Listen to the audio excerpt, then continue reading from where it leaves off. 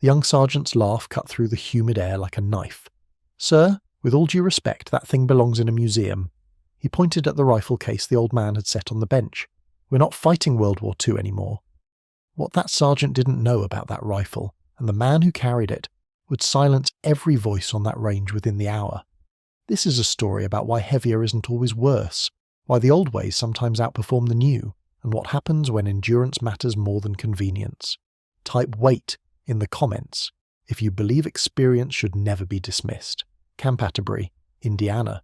The annual inter-service sniper competition drew teams from across the military, law enforcement agencies, and even allied nations.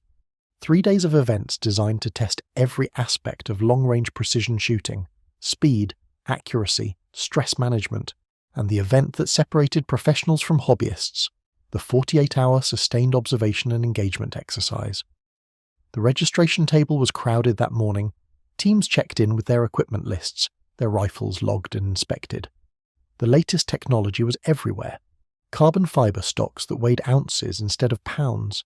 Titanium actions machined to tolerances measured in 10,000ths of an inch. Chassis systems with adjustable everything. The average rifle on that line weighed between 9 and 11 pounds fully loaded. That was when Harold Jessup walked up to the table. He was 71 years old, white hair cropped short military style, hands spotted with age but steady as stone. He wore faded woodland camouflage that hadn't been regulation for 20 years, and boots that had seen more miles than most of the competitors had been alive. The rifle case he carried was old, scarred, heavy. Name and unit? The registration clerk didn't look up from her clipboard. Jessup, Harold, civilian entry, retired. Retired from where? Here and there.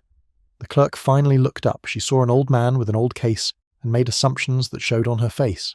"Sir, this is a professional competition. The entry fee is non-refundable, and the physical demands are significant. Are you sure you want to—" "I'm sure." She shrugged and handed him the forms. Behind him, a group of younger competitors had gathered, watching. Sergeant First Class Ryan Dietrich stood at the centre, arms crossed, the smirk on his face visible from 30 feet away. "Hey, Grandpa," Dietrich's voice carried. "You get lost on the way to the gun show?" A few of his teammates laughed. Not everyone, but enough. Jessup didn't turn around. He signed the forms, collected his credentials, and moved toward the equipment check station. "Sir, I need to see your rifle for inspection." The armourer was professional, neutral. He'd seen all types come through. Jessup set the case on the table and unlatched it. The hinges creaked. The foam inside was yellowed, compressed from decades of use, and nestled in that foam was a rifle that made the armourer stop mid-motion. It was an M40A1, the Marine Corps sniper rifle from the Vietnam era. Wood stock, worn smooth by years of handling. Blued steel action showing honest wear. A Unertl 10-power scope mounted in steel rings that added another pound to the already substantial weight. "Sir," the armourer's voice was careful, "this rifle is vintage. She's 46 years old, same age as my daughter. The competition allows modern equipment. You'd be at a significant disadvantage with—" "I understand." The armourer weighed the rifle on the scale. 14 pounds, 2 ounces with the scope and empty magazine.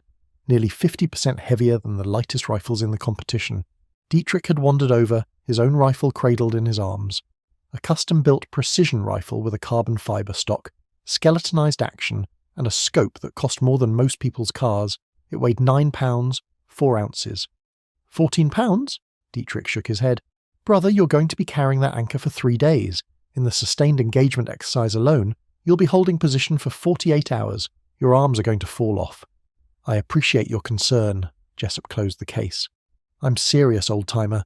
The light rifle guys have been dominating for years. Weight is the enemy. Every ounce you carry is energy you're not putting into your shooting." Jessup looked at Dietrich for the first time, really looked at him. His eyes moved across the young sergeant's face, his posture, his grip on his rifle, with an assessment that was so fast and so thorough that Dietrich actually took a half step back without knowing why. "How long have you been shooting?" Jessup asked. 12 years, 6 deployments, 217 confirmed engagements. That's impressive, truly. Jessup picked up his case. "I've been shooting for 53 years. One thing I've learned is that the rifle doesn't matter nearly as much as the man behind it. But since you're interested in weight, let me ask you something." He paused. In your 217 engagements, what was the longest you ever had to hold a position? Continuous observation and readiness to fire, Dietrich thought. 18 hours, Overwatch in Helmand. 18 hours, Jessup nodded. My personal record is 73. 3 days in a hide site outside Kaysan, waiting for a target that Intel promised was coming. He came on day 3, 1 shot, 1 kill, at 640 yards. He shifted the case in his grip. After 18 hours, your arms start to shake. After 24, your vision blurs. After 36, you start seeing things that aren't there. After 48, most men can't hold a 2-mower group to save their lives, literally. He started walking toward the competitor staging area. Your light rifle is wonderful for speed, for mobility, for feeling strong at hour 1. But this competition isn't about hour 1, it's about hour 47, and at hour 47, we'll see whose rifle is really the anchor. The first 2 days of competition went as expected. Dietrich and his team dominated the speed events, the movers, the unknown distance challenges. Their light rifles swung fast, acquired targets quickly, and put rounds on steel with impressive efficiency. Jessup finished middle of the pack in those events. Not embarrassing, but not remarkable either. The other competitors had largely written him off. A few respected his persistence. Most assumed he'd withdraw before the main event. The 48-hour sustained engagement exercise began at 0600 on day 3. The scenario was brutal by design.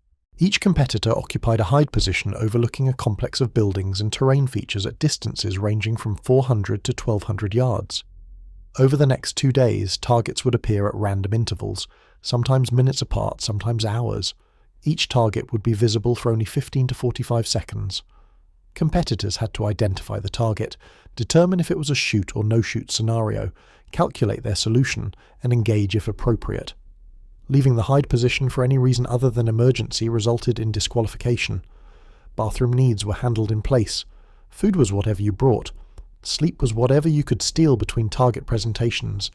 It was designed to simulate the reality of sniper operations, not the Hollywood version where heroes take impossible shots and walk away, the real version, where men lay in dirt and filth for days, fighting boredom and fatigue and their own bodies, waiting for a moment that might never come, but being ready if it did.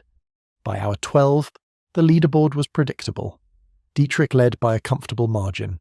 His target engagements were fast, accurate, and confident. The other top performers were similarly equipped with lightweight precision rifles and modern optics. Jessup was in 9th place. His engagements were slower, his transitions between targets more deliberate. He'd missed 1 shot at 800 yards that the wind had pushed just outside the scoring zone. "Told you," Dietrich muttered to his spotter during a break in target presentations. "That old cannon is killing him. He's fighting the rifle instead of shooting it." By hour 24, the first cracks appeared. Not in Jessup, in everyone else. The competitor in 3rd place, a SWAT sniper from Chicago with a 7-pound rifle, started showing tremors in his footage. His hands shook visibly as he worked his bolt. His shots, which had been sub-MOA for the first day, opened up to 3 and 4 inches at 600 yards. The competitor in 5th place withdrew at hour 26. Muscle cramps. His lightweight stock had no cheek weld adjustment, and he'd been straining his neck to maintain position for over a day. He couldn't turn his head without searing pain. At hour 30, the weather changed. Temperature dropped 18 degrees as a front moved through. Rain started, light at first, then steady. The carbon fibre stocks contracted microscopically in the cold. Shooters who hadn't re-zeroed found their impacts shifting. Those who tried to re-zero discovered that cold, wet fingers and tiny adjustment turrets don't mix well when you've been awake for 30 hours. Jessup's wooden stock absorbed the moisture slowly, swelling slightly but consistently. He'd waxed it before the competition, an old habit. The dimensions barely changed. His 0 held. By hour 36, something else became apparent. The light rifles, so praised for their ease of carry, had become instruments of torture. Every ounce that wasn't present in the rifle was an ounce that the shooter's body had to provide. Holding a 9-pound rifle steady requires constant muscular engagement. The muscles fatigue. They shake. The shaking transfers to the rifle. The rifle moves. Shots miss. Jessup's 14-pound rifle sat differently. The weight pressed down into his sandbag rest with authority. It didn't want to move. When his muscles tired, the rifle's mass provided stability that his body no longer could. The weight that had been called an anchor was now exactly that, an anchor that held him steady when everything else was trying to drift. At hour 40, Dietrich's hands were shaking so badly that the footage showed his reticle dancing across the target, like a drunk trying to walk a straight line. His last 3 engagements had been misses. His eyes were bloodshot, his face gaunt. The light rifle that had served him so well was now a liability he couldn't put down. Jessup was in 3rd place and climbing. The competition supervisor, a retired Marine gunnery sergeant named Patterson, had been watching the feeds with increasing interest. He'd seen Jessup's name on the registration list and felt something stir in his memory, but couldn't place it. Now, watching the old man work, he pulled out his phone and made a call. What he learned made him set down his coffee and walk directly to the observation post. At hour 44, a target appeared at 1,100 yards, far end of the range. Difficult in perfect conditions, nearly impossible for men who'd been awake for almost 2 days. The target was a steel silhouette, visible for 30 seconds. It appeared, waited, and disappeared. Most competitors at this point were operating on reaction and instinct, their conscious minds too fogged to process complex calculations. Dietrich saw the target, tried to engage. His first shot went 4 feet high. He cycled the bolt, adjusted, fired again, 2 feet right. The target disappeared before he could fire a 3rd time. 2 misses. His lead evaporated. Jessup saw the same target. He didn't rush. He settled behind his rifle, let the 14 pounds of steel and wood press into the earth. His breathing slowed. His heartbeat, already low from decades of practice, dropped further. He found that quiet place he'd first discovered in a jungle 50 years ago, the place where time stretched and the world narrowed to nothing but the target and the trigger. He pressed the trigger once. The rifle barely moved. The steel rang. Centre mass at 1,100 yards after 44 hours without sleep. At hour 46, Gunnery Sergeant Patterson walked into the main observation tent where competition officials and media had gathered to watch the final hours. He was carrying a folder. "Ladies and gentlemen," his voice cut through the quiet chatter, "I need to share something with you about one of our competitors." He opened the folder. Inside were photographs, documents, commendations, all of them old, some of them classified until recently. The gentleman currently in 2nd place, Harold Jessup, entered this competition as a civilian retiree. He didn't include his military service on his registration. I had to dig to find it. Patterson held up a photograph. "This is Staff Sergeant Harold Jessup, 2nd Battalion, 26th Marines, 1967. Khe-Sanh, Operation Scotland." The room went silent. Khe-Sanh was a name that still carried weight. The 77-day siege that had tested American forces to their absolute limit. Staff Sergeant Jessup served as the primary sniper for his battalion during the siege. For 77 days, he occupied a series of observation posts around the combat base, engaging enemy forces attempting to infiltrate the perimeter. Patterson's voice was steady but heavy. During that period, he recorded 103 confirmed kills. His longest confirmed shot was 812 yards with open sights because his scope had been destroyed by shrapnel 2 weeks earlier. He pulled out another document. What the record doesn't show, because it was classified until 2019, is that during one 73-hour period, Staff Sergeant Jessup remained in a single observation post while under continuous enemy observation. He could not move, could not resupply, could not be extracted. He survived on 1 canteen of water and half a meal's worth of rations. During that period, he engaged and neutralized 14 enemy soldiers who were attempting to set up a mortar position that would have had direct line of fire to the battalion aid station. Patterson set down the folder. When I called Quantico to verify his service record, the historian I spoke with told me something interesting. He said the rifle Staff Sergeant Jessup is using in this competition is the same rifle he carried at Khe-Sanh. The same M40A1 that recorded those 103 kills. He's had it for 53 years. He knows every grain of that stock, every thread of that action. They told me at Quantico that when Jessup retired, they offered him any rifle in the armory as a gift. He asked for only one thing, the rifle he'd already been issued, the one he'd trusted his life to, the one that had never let him down. The monitors showed Jessup still in position, still steady, still waiting for the next target. His rifle pressed into the earth like it belonged there, like it had always belonged there. "That rifle weighs 14 pounds, Patterson continued. "Every instructor for the last 20 years has said heavy rifles are obsolete. That light is right. That carbon fibre and titanium are the future. He paused. But that man has been holding position for 46 hours with a rifle that weighs 5 pounds more than anyone else's, and he's not shaking, he's not cramping, he's not missing, because he learned something in a jungle 50 years ago that we've been trying to engineer our way around ever since. Weight isn't just burden, weight is stability, weight is consistency, weight is something to lean on when your body has nothing left to give. At hour 47, the final target sequence began. 5 targets, random distances, 15-second exposures each. The competitors who remained, 11 of the original 32, had to engage all 5 to complete the exercise. Dietrich was still in third place, but barely. His hands had steadied slightly after Patterson's announcement. Whether from rest or from the shock of learning who he'd been mocking, no one could say. He engaged the first 3 targets successfully, missed the 4th by inches, hit the 5th, 4 of 5, a respectable finish under the circumstances. Jessup engaged all 5 targets with the mechanical precision of a metronome. His rifle rose, settled, fired. Rose, settled, fired. Each shot followed by the distant ring of steel. 5 for 5. Not one rushed, not one pulled.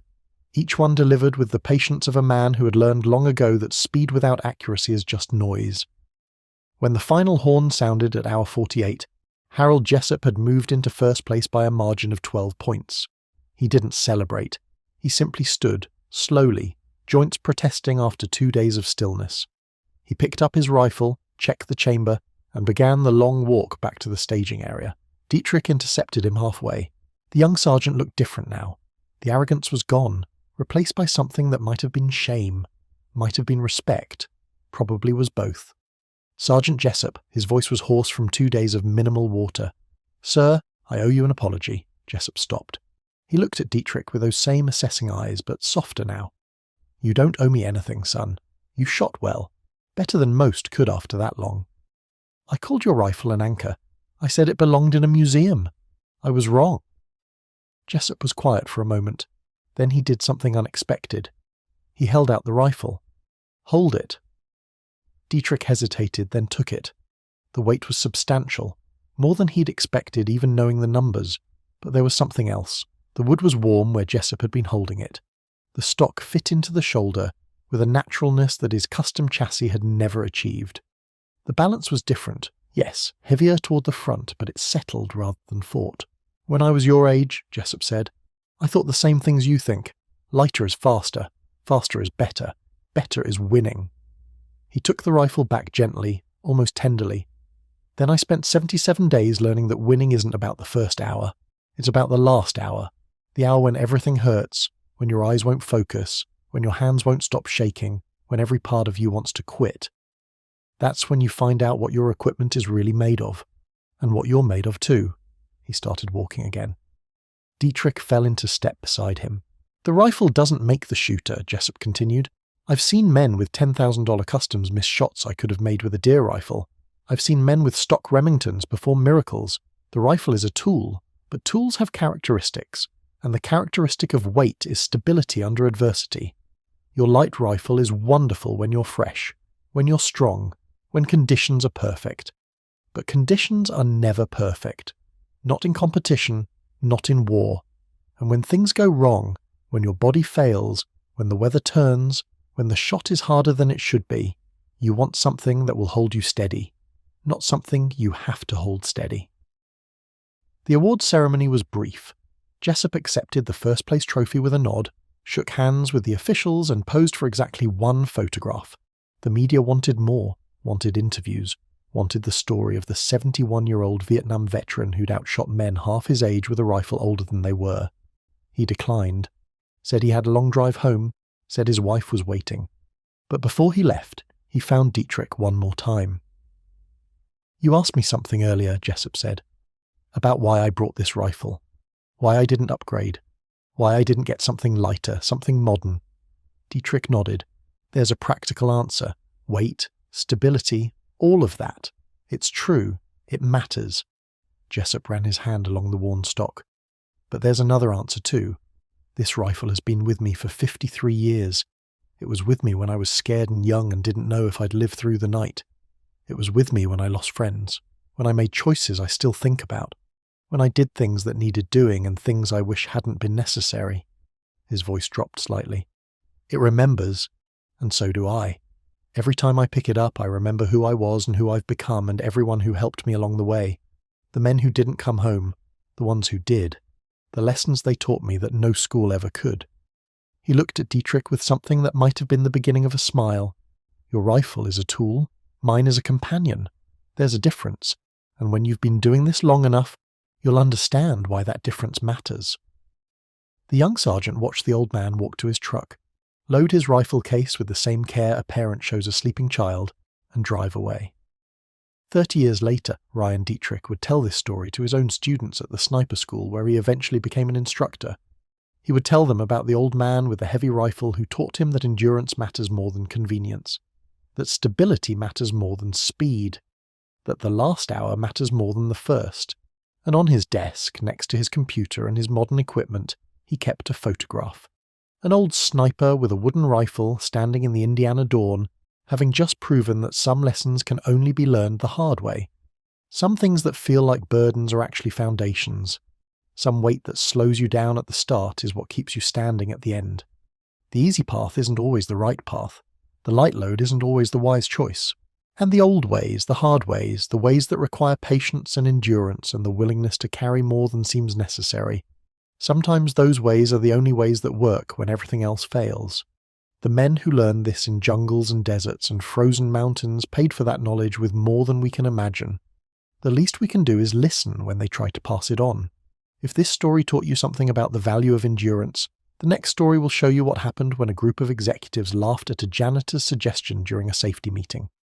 They stopped laughing when they learned where he'd learned that procedure. Subscribe to this channel for more stories of veterans whose experience matters more than appearances. Comment endurance. If you believe the ability to last matters as much as the ability to start, and hit that like button if you think wisdom should never be dismissed just because it comes in an old package.